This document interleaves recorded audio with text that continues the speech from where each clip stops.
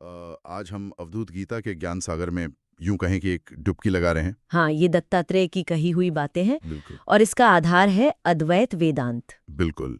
और अच्छी बात यह है कि हमारे पास श्री तरुण प्रधान जी की एक सरल हिंदी व्याख्या भी है। तो कोशिश यही रहेगी कि हम आत्मा के असली स्वरूप को और मुक्ति के मार्ग को, मतलब जो मूल संदेश है, उसे पकड़ सकें। हाँ, और इसका जो केंद्रीय विचार है ना, वो बहुत सीधा है। जी। सत्य केवल एक है, आत्मा। आत्मा। हाँ, जो निराकार है, हर जगह है और कभी बदलता नहीं।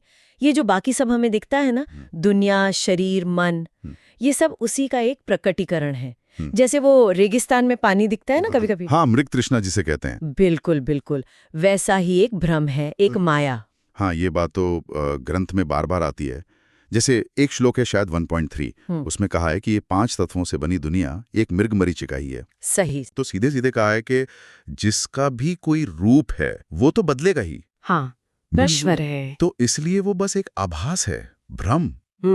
असली सत्य तो वो है जिसका कोई रूप ही नहीं है, जो हमेशा एक जैसा रहता है। बिल्कुल सही। और यही निराकार तत्व जिसे शिव कहा गया है या आत्मा कहें, वही असल में हम हैं।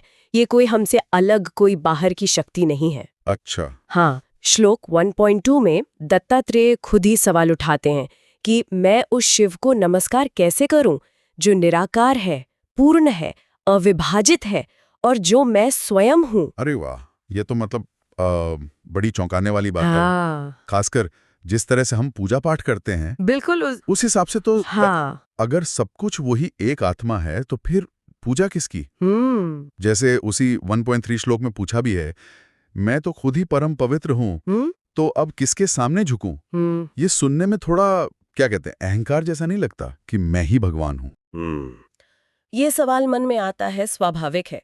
देखिए, ग्रंथ अहंकार बढ़ाने की बात नहीं कर रहा, बल्कि वो तो उस झूठे मैं को मिटाने की बात कर रहा है जो खुद को ये शरीर या ये मन समझ बैठा है। अच्छा। जब कहा जाता है ना, मैं शिव हूं, तो उसका मतलब उस छोटे सीमित मैं से नहीं है।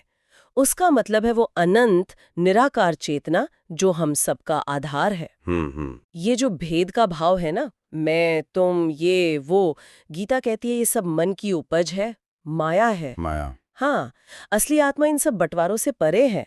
एक श्लोक है 1.4, कहता है आत्मा ही सब कुछ है, इसमें न कोई भेद है न कोई अभेद, मतलब कोई फर्क ही नहीं है। ठीक है, ठीक है, समझ गया। तो मतलब ये अहंकार वाला मैं नहीं, बल्कि वो सबका आधार वाला मैं है। बिल्कुल। तो अगर ये आत्मा इतनी निराकार है और हर जगह है, तो इसे जाना कैसे जाए? क्या कोई तरीका है इसको जानने का? हाँ, ग्रंथ में नेति नेति की विधि का जिक्र है। मतलब ये नहीं, ये भी नहीं। अच्छा, नीति नीति। हाँ, एक तरह से मानसिक छटनी करनी है। जैसे ये शरीर मैं नहीं हूं, ये विचार जो आ रहे हैं ये भी मैं नहीं, ये भावनाएं, सुख दुख, ये भी मैं नहीं। तो जो कुछ भी अनुभव में आ सकता है, जिसको हम देख सकते हैं, महसूस कर सकते हैं, उसे नकारते जाना है। अच्छा। अंत में जो बचता है, जो इन सब को देख रहा है, जो अनुभव करने वाला है, वही आत्मा है। ओके, तो अनुभव की चीजों को एक एक करके हटाते जाना है। और ये ज्ञान किसी कर्मकांड या तीर्थ वगैरह से नहीं मिलेगा? नहीं।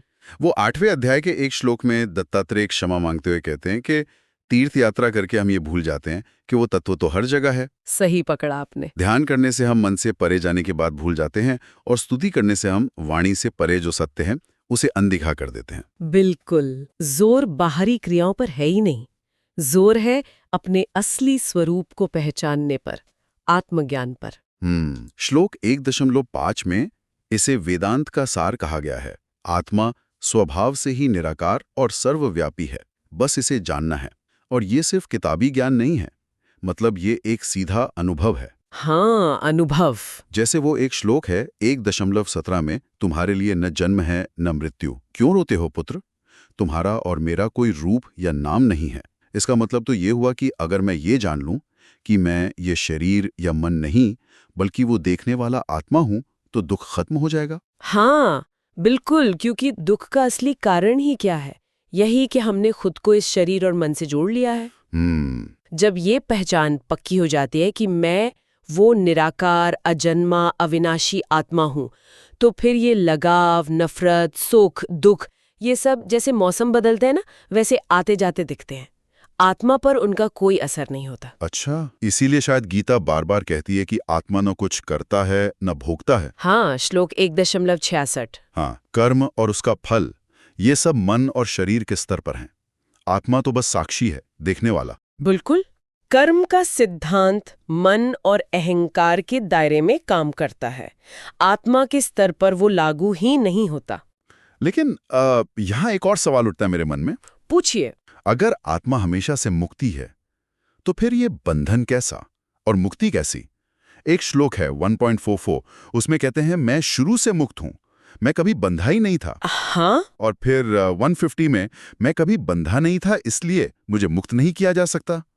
ये थोड़ा मतलब विरोधाभासी नहीं लगता? हमें तो बंधन महसूस होता है। हाँ, ये बहुत गहरा बिंदु है।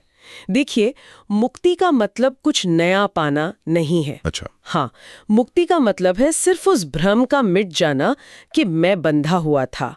ये बस अज्ञान का पर्दा हटना है। जैसे वो रस्सी और सांप वाला उदाहरण देते हैं। बिल्कुल वही। अंधेरे में रस्सी को सांप समझकर डर रहे हैं। जैसे ही रोशनी हुई, पता चला अरे ये तो रस्सी थी, सांप तो कभी था ही नहीं। वैसे ही बंधन असल में कभी था ही नहीं, हमने सिर्फ मान लिया था। 5वें अध्याय में मन को बार बार समझाया गया है, किम रोदिषि मानसी सर्वसमम। हे मन, क्यों रोता है? सब समान है, सब आत्मा ही तो है। समझ गया।